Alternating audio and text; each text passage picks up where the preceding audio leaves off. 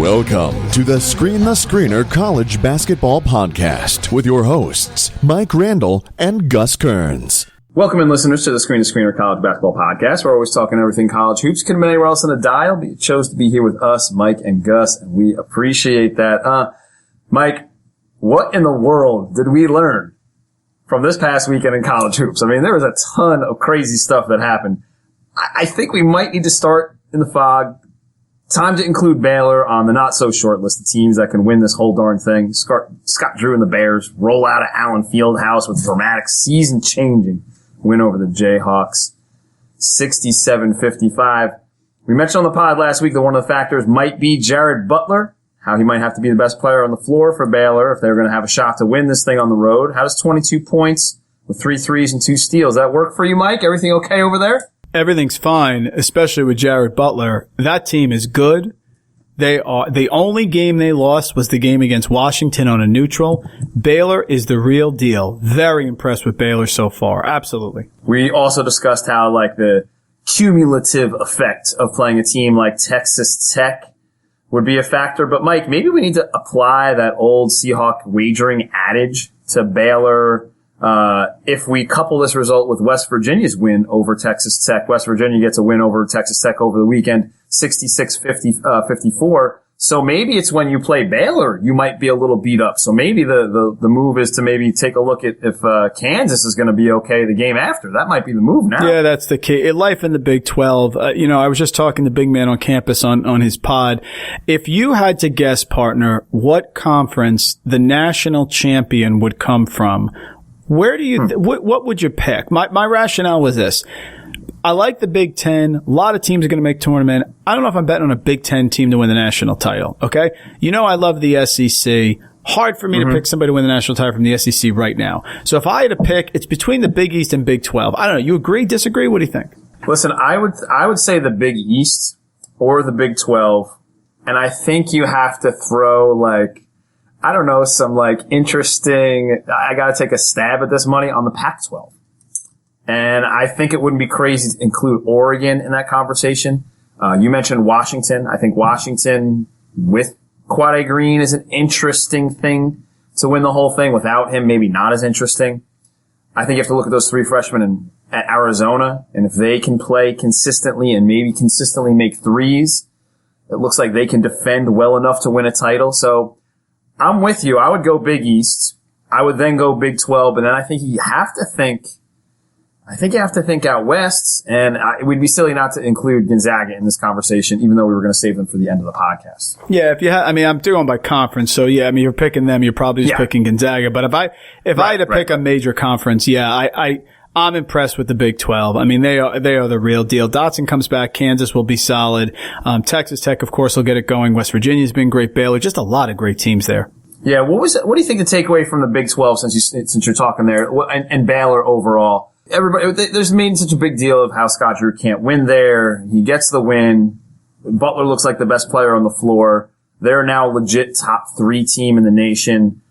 They now have that. They can win the whole thing, national championship type buzz around them. So what are your takeaways from the Big 12? And I guess, from Baylor overall. Yeah, basically it's the same thing as last year was Texas Tech.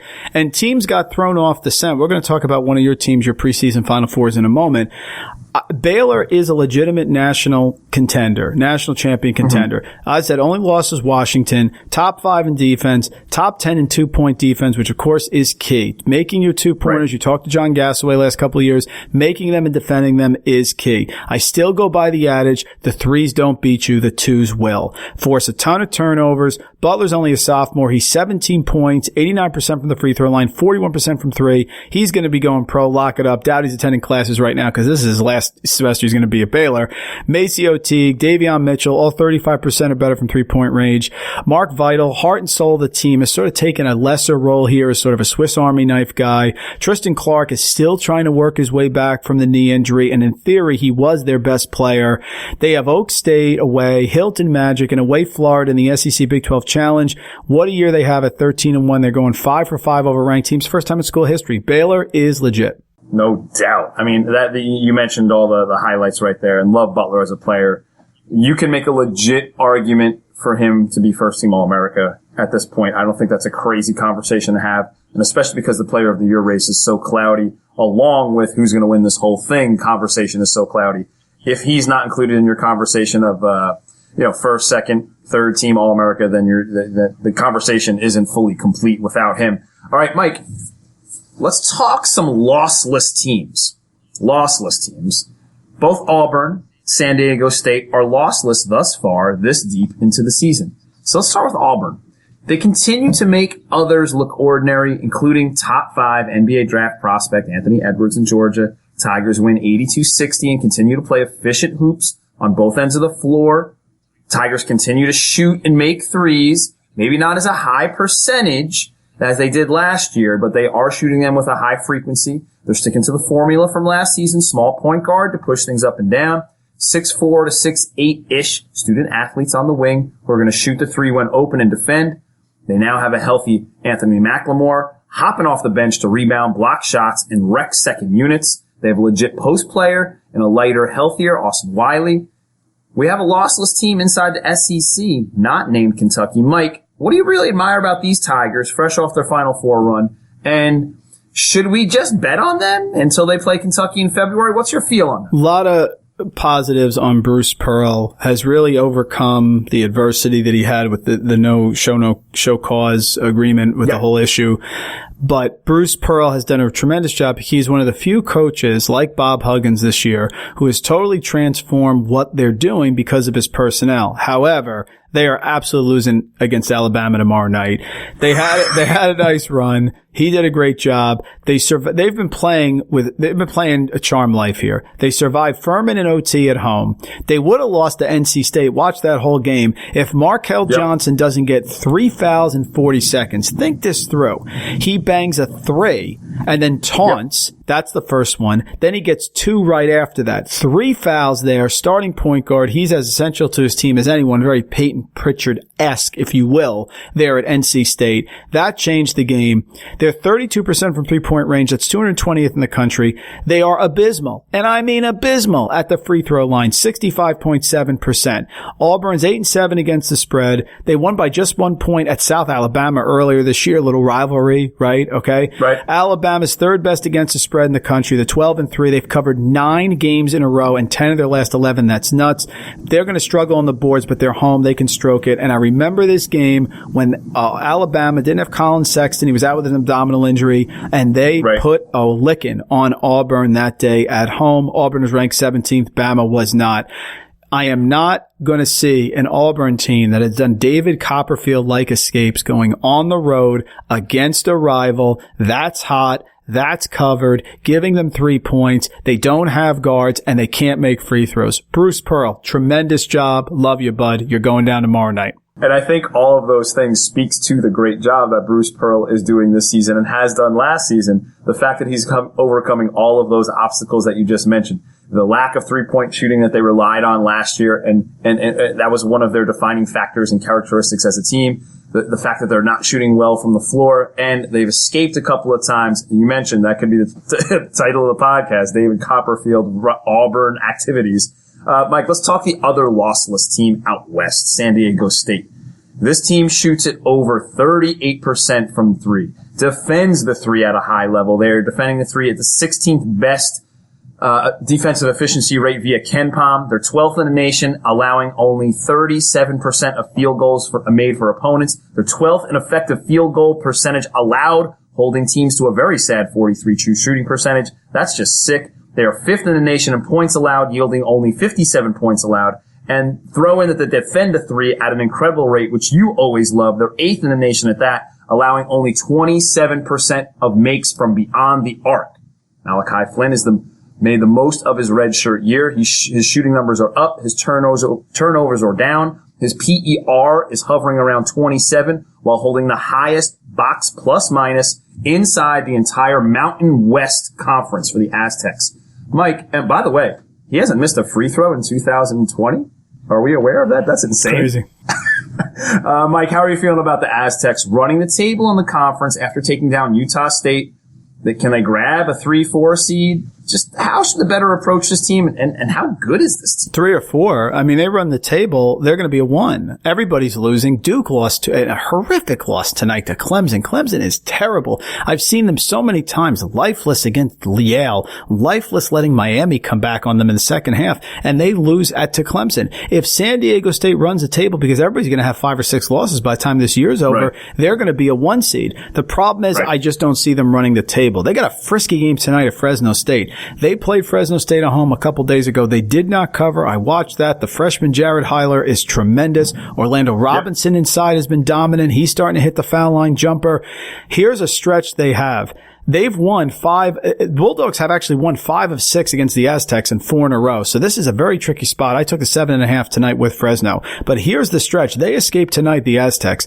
They have, starting on Sunday, January 26th, at UNLV, who beat Utah State with no students there by 17 points. Then at New Mexico, always tough. Carlton Bragg is back inside. Their home Utah State, who's going to want to get him payback. And at a frisky Air Force, who bangs the 3. There's at least 1 loss coming out of that one. So here's the thing. Could San Diego State run the entire schedule? Absolutely. But they got A-Rob coming back from the shoulder. Nathan Mentz is back, but he still has a respiratory issue. They could lose tonight, and they are absolutely losing once during that spread. So they escape tonight, partner, and they get out of that 4-game stretch you talked about. Yes, I think they're getting a 1 seed, but I don't think it's going to happen. Right. I think it's just exciting to have that as one of the storylines in the sport. And, we saw them with the Kawhi Leonard team. They got the 2 seed when they were actually, super dominant in the conference. So it's not crazy that a team from a conference like this could grab your 1 or 2 seed if they play that well coming up to it.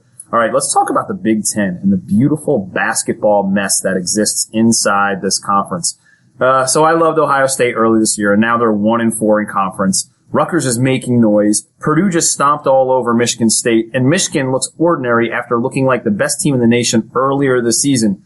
Mike, you talked about this with Jeff Nadu. Can this conference get 10 teams into the dance? Can one of those teams win the whole thing, like we just talked about?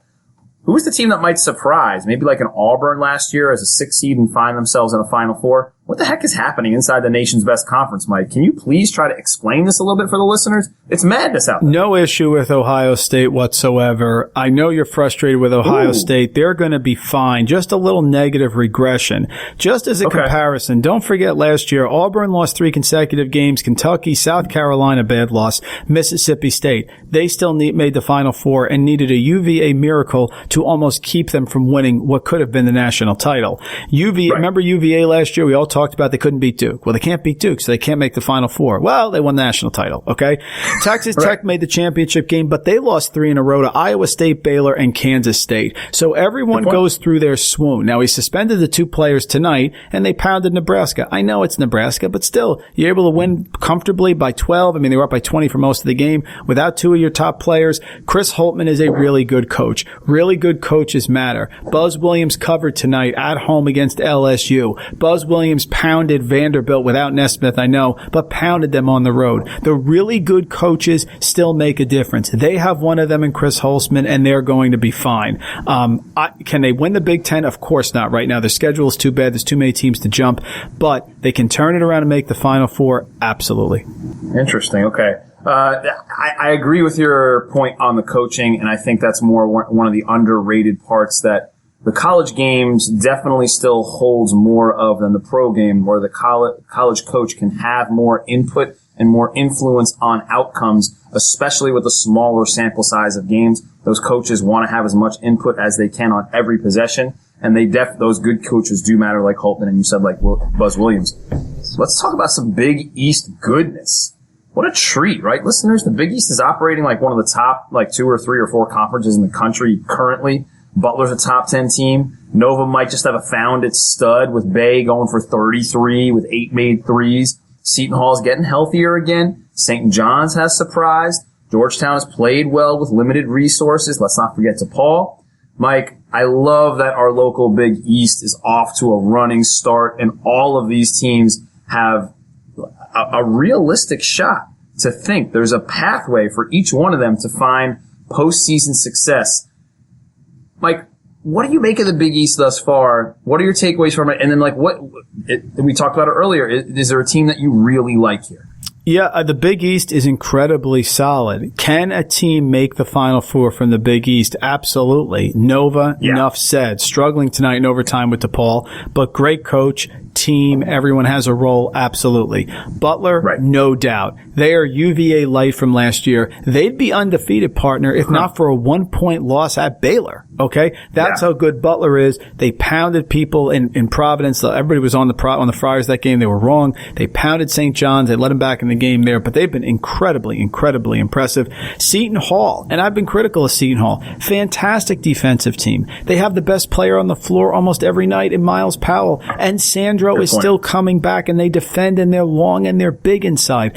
Absolutely, that team can make a run. And even like Creighton, who's now starting to win on the road, you know they shoot the three well, and McDermott's a really good coach. So the Big East is back. UConn's coming in. Yes, the Big East has teams that can make the Final Four. In fact, I'll go this far.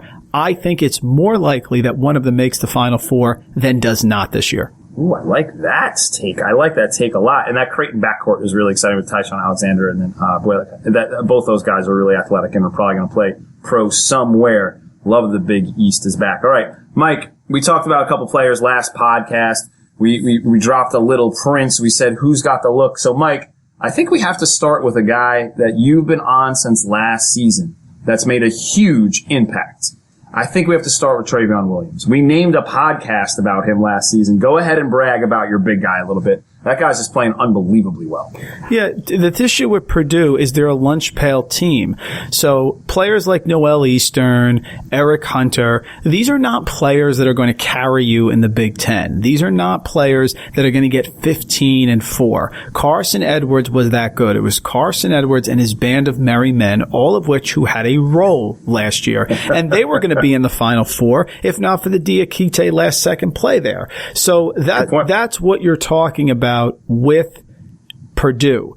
They need an identity. The identity needs to be not Matt Harms combing his hair to the left. That's not the identity. He's a nice role player. He's tall. He grabs a lot of rebounds and has absolutely no offensive moves whatsoever. Zero. You can push him off the block. He's trying to come in and tip balls. Travion Williams is 6'9", whatever he is, 270 pounds. That's a back to the basket player. That's a post player. He opens up shots for the guards. They're going to play great defense. Stefanovic is Ryan Klein. There's no difference. Fine.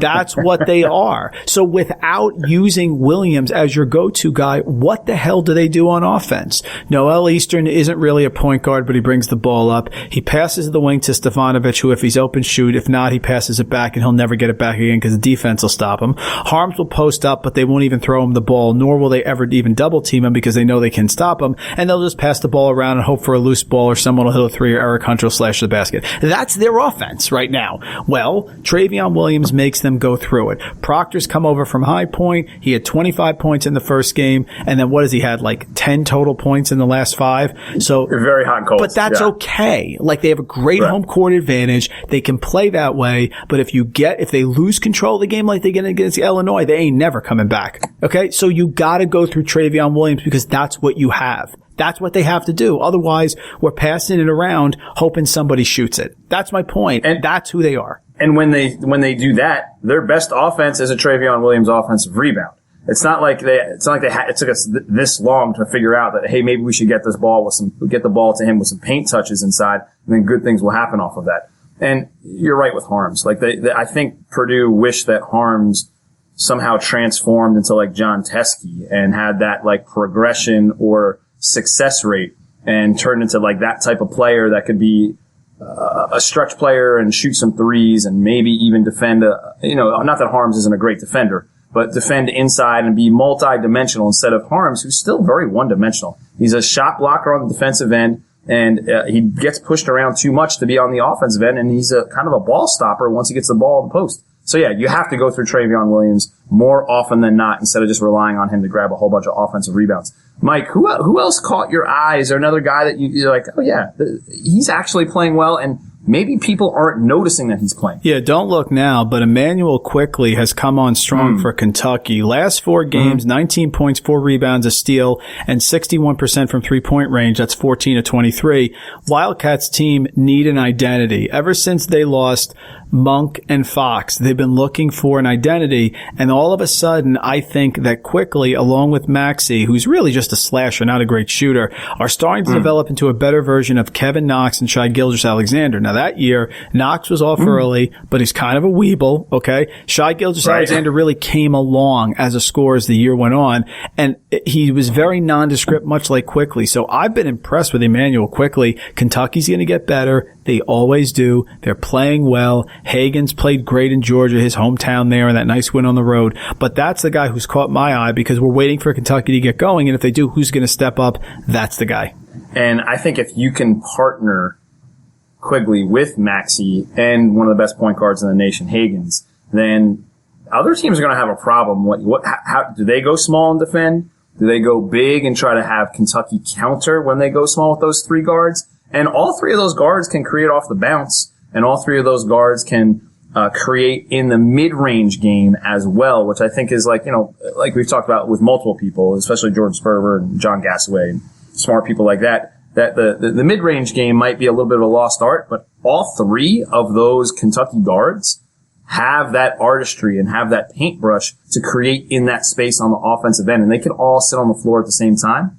That's an interesting offensive set for Kentucky. And like you said, Calipari probably just need a little time to figure out where to space them properly and to get the most out of all 3 of those talented guards. Mike, one of my guys, Trayce Jackson-Davis from Indiana. Sure.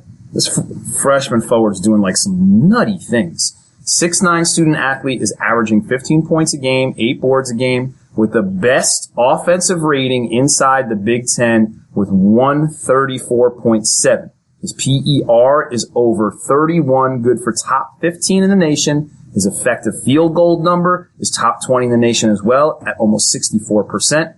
Throwing a top 10 plus minus, box plus minus nationally at 13.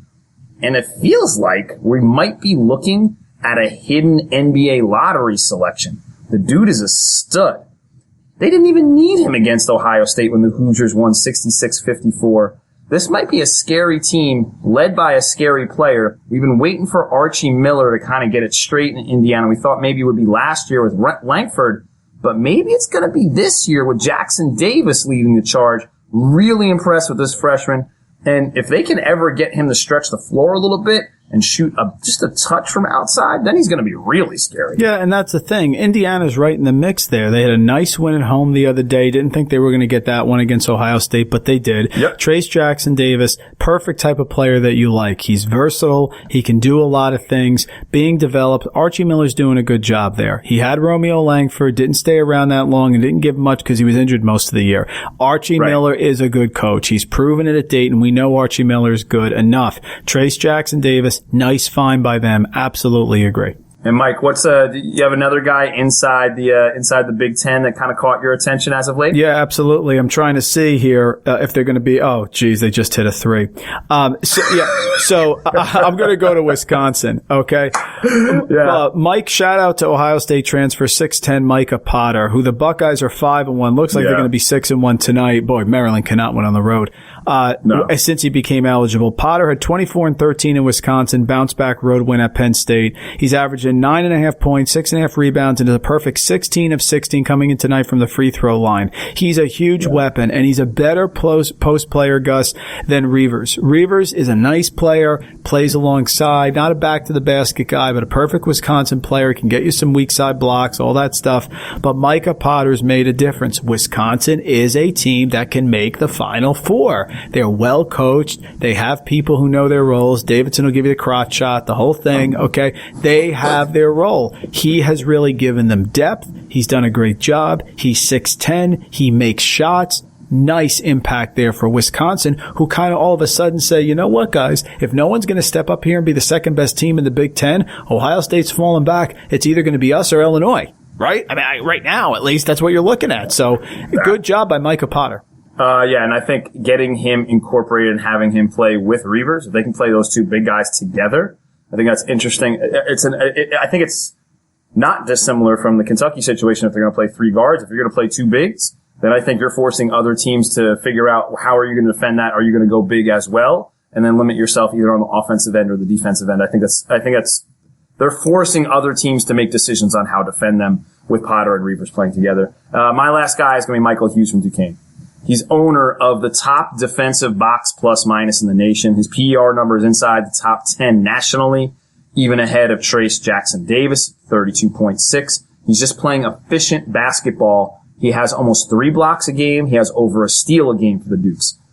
Hughes is the perfect complement for point guard Sincere Carey since he does not need the ball to create a huge impact on the game for Duquesne. He can do things off of the offensive boards. He does all the dirty work. His traditional numbers might not grab your attention with 10 points per game and 7 rebounds per game, but the metrics love his effort and value his selflessness.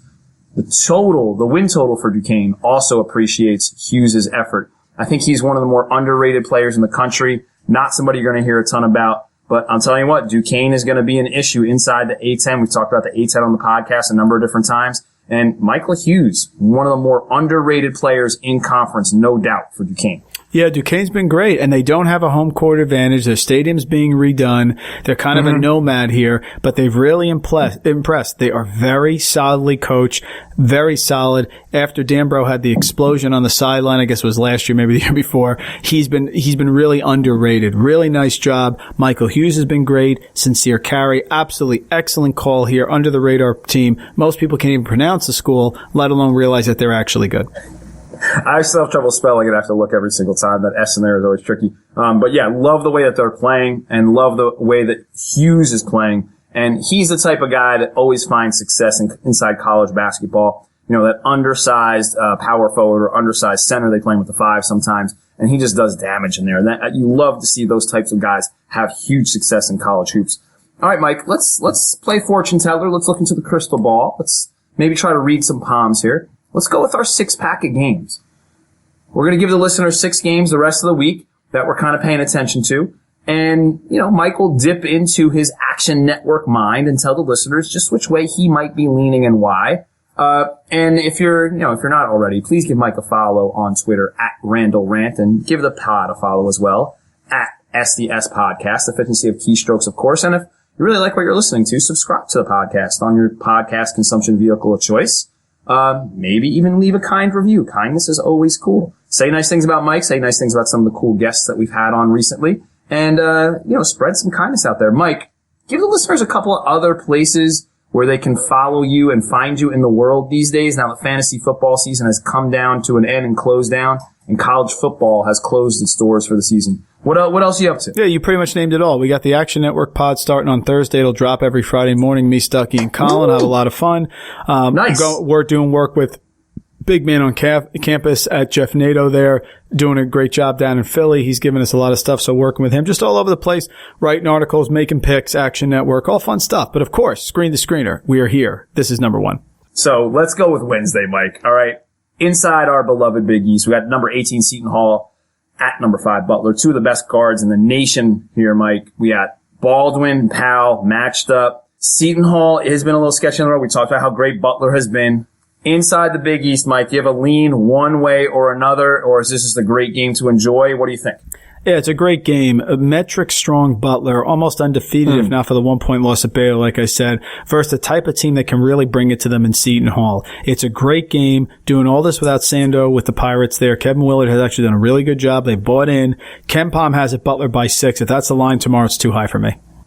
I agree. I think that Butler will have trouble scoring against the length that Seton Hall has on the front line and can bring off the bench. And I think because that length will limit the scoring for Butler, I think that's going to put a premium on made baskets. And if we're going to take a look at both rosters, Seton Hall has the best basket maker on either team in Powell. So that might actually increase his value if that's possible, to give him a higher value than he already has. So yeah, I think if the number's that high, I think that's the way to go too. How about number 2? Iowa State. At number 2 Baylor. The only reason I bring this game up, Mike, is it a possible hangover game for Baylor? Do you feel like they got that big win on the road and now they're going to come back home? maybe sigh, take a deep breath, and then that deep breath is going to result in a loss or a letdown. I mean, Tyrese Halliburton is leading the nation in offensive box plus minus with 10.3. He's an unbelievable point guard, one of the best point guards in the nation for the Cyclones. Is this a possible hangover game for the Bears after the big win over the weekend? Maybe the first half, but not at home. I don't think they're going to hang over against an Iowa State team that really struggles on the road. Ken Palm is Baylor by 12. That's a lot for any team with Tyrese Halliburton, although the Cyclones will have a massive deficiency on the boards here. So absolutely. If this game was at Iowa State, maybe, but I'm not buying it. Maybe they struggle a little bit, but I think they pull away second half. All right, listeners, you heard. Maybe play the first half in this game. That might be the action that you might want to take on this possible hangover event. Let's hit Friday, Mike. Number 13, Dayton is going to go to St. Louis. Obi looks like he's back and okay after a little scare with the ankle over the weekend. Can they win a knockout, slow it down, game on the road that's going to be like clamps, like maybe in the 50s or the 60s? Can Dayton win one of those tough games in conference? What do you think the feel is here now that we feel like Obi is going to be healthy? St. Louis always is tough, especially at home. They're going to slow it down. They're going to make you earn every basket. Every possession is going to be valued. Mike, where do you feel in this A-10 matchup? Yeah, Dayton hasn't won there since 2017. The problem is St. Louis is the worst, forget Auburn, the worst team in America in Division I basketball at free throw shooting. That's amazing. Billikens are shooting 56.2%. That's 353rd. I love the defense. Hassan French is my guy. He's a man. Travis Ford, really solid coach, but that's rough to take. And against the spread team, who's 1-6 in their last 7 home games, by the way, that can't make free throws. Toppin looked good. They pounded VCU tonight, who was trying to hang with them. I don't see it. I just don't see it. They'd have to come up. I mean, they can't. If they don't make their free throws, they're not going to do it. So you're basically banking on St. Louis giving you something that they've never shown. They can't cover at home against UMass, but they're going to cover against Dayton. I'm not buying it. I'm totally with you on that too, especially with that free throw number. And I think if you're going to take a look, they're going to have the two best players on the floor in Crutcher and Obi. So I think if you go two best players along with some made threes, that makes sense for Dayton on the road. Let's go to Michigan at Iowa. Garza Mania is officially running wild. Can Teskies match up and stop the first team All-America Garza? And will Iowa gather another quality home win? Is this just one of those situations where in the Big Ten we're just going to take the home team and not really think twice about it, Mike? Yeah, but people have to wake up. This isn't John Beeline's Wolverines. It's amazing. All of a sudden, Michigan wins a couple games beginning of the year. We're talking about them, they're great. We don't know yet. Slow down, folks. They're 0-4 in the last 4 road games, 8-7-1 against the spread, and 0-4 against the spread on the road with a spread result differential of -32, which means per average, they're not covering by 8 points in their 4 road games. It's not even close. Isaiah Livers make that big a difference. Stop. He's been there for 2 of the 4 losses. So Iowa looks good. Garza was dominating them. He had 44 points against Michigan. Why would you not take them? I mean, what have you seen? I've seen no adjustment here from Juwan Howard. This team is not playing well on the road. I don't buy it. I think it's going to be Iowa. No problem, even without Bohannon. I'm kind of with you on that. I would definitely go that direction. And again, this is just going to be a showcase game for Garza to say like, hey, pay attention to me. I'm going to play one of the biggest brands in college basketball, and then I'm going to light them up again at home on my home floor. I'm totally with you. Let's hit Saturday, Mike. Number 20, Colorado is going to be at Arizona. The reason I bring up this game is because we often on the podcast talk about that Pac-10 travel. This is going to be the second game for Colorado in the quote-unquote Arizona double for the Buffs. This is always tricky. I kind of like Arizona in this spot here. What do you feel about this matchup out west and the travel that is involved inside the Pac-12? Yeah, my problem with this is that Arizona's a pillow. They're soft. They stepped up against Oregon, and they played very tough. Then they got their doors blown off by Oregon State, non-competitive. So, yeah, I get it. I mean, it's going to be the second game. They're going to go to Arizona State, Colorado. Then they're going to play Arizona. I don't know what Arizona team's going to show up. Najee inside is very, very good, but they don't get him the ball enough. Mannion's good. He's streaky with the shooting. The problem is they get pushed around. I've seen Arizona get pushed around around all year long, and Colorado's defense always shows up. Arizona against Baylor, they were losing big. They closed the gap, made the score respectable, but still lost. Arizona Gonzaga, getting their doors blown off, but they came back late, made the score respectable. Right. Okay, St. John's on a neutral, getting their doors blown off, but they came back late and made the score respectable. Oregon played tough. It was their best game of the year. I didn't think it had it in them. And then they go and they get destroyed at Oregon State. So I have no idea what team's going to show up here. They're going to play Utah on Thursday. I would think they'd be okay in that game. And then I think this is kind of a grinded out game. Right now it's going to be Arizona -5. It's right around there. That's an game right there. Yeah. It's going to be how I feel when I wake up that morning, because I'm not a huge Colorado guy either. Okay. I didn't understand that Oregon. They got up and Oregon didn't shoot the three well, even though they don't defend it. So this is a tough one for me. I like Arizona. They can look explosive at times, especially at home, but Colorado's really good. This is that's a tough game for me. There's Arizona -5 right now is what Ken Palm has it at. Yeah, and I think if that's anywhere close to the line, I think that's begging everybody to take the ranked team in Colorado. And that, since that ranked number is not going to be again next to Arizona. So if I had a slight lean, I'd go Arizona. And then let's end the podcast. I didn't think we'd get through the whole podcast without mentioning Gonzaga. I snuck them in earlier.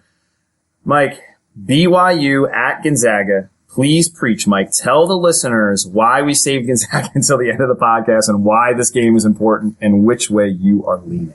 Well, again, the luster's off of it because Childs may not play. Right, and if he does play, how good's he going to be? I mean, Gonzaga's better than BYU. We know that if you go person by person. But BYU as a whole can be better than Gonzaga. So without Childs here, to me, what this shows is, all right, we're just going to save it and we're going to wait for the game on February 22nd and see if BYU can beat him at home. That's what it comes down to. You can't take Yoeli Childs off the court against BYU. Part of my whole spiel here was that they were going to get him back, and they were playing really well without him. Right. But this is a monumental task to go there. I mean, listen, I think they're frisky. I think they're tough to guard. You got to be careful. Toulson, Hawes is really good. I know he doesn't look good, but he is. One of the BYU fans told me he's a little mini Pete Maravich. There's a lot of that in there. He really is. They were gritty against St. Mary's. They covered anyway without Child, which I think is more indoctrination of St. Mary's than anything else. Right. But I think there's a lot of luster off this game. I mean, I can't see myself picking it unless Childs comes back against Santa Clara